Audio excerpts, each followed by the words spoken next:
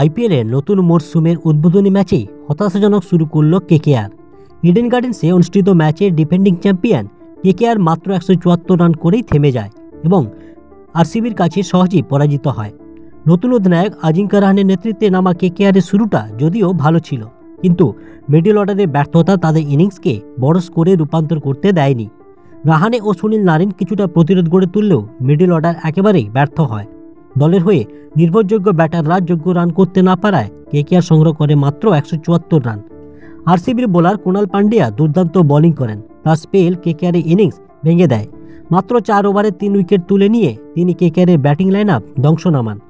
তাদের দেওয়া 175 রানের টার্গেট তাড়া করতে নেমে আরসিবি শুরু থেকেই আধিপত্য দেখাতে থাকে।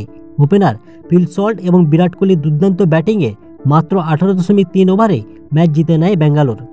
কোহলি 59 রান করে অপরাজিত থাকেন। ম্যাচের আগে জমজমাট উদ্বোধনী অনুষ্ঠানে রিঙ্কু সিং ও বিরাট কোহলির নাচ দর্শকদের মুগ্ধ করে, কিন্তু মাঠের লড়াইয়ে কেকেআর ভীষণভাবে পিছিয়ে পড়ে।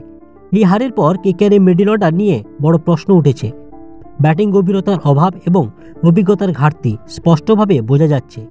দলের পরবর্তী ম্যাচে ঘুরে দাঁড়াতে গেলে মিডল অর্ডারকে অনেক বেশি দায়িত্বশীল হতে হবে, নইলে শুরুর মতোই মরশুমটা হতাশায় ভরে উঠতে পারে। ক্রিকেটের নিত্য নতুন খবর পেতে চ্যানেলটিকে সাবস্ক্রাইব করে আমাদের পাশে থাকুন।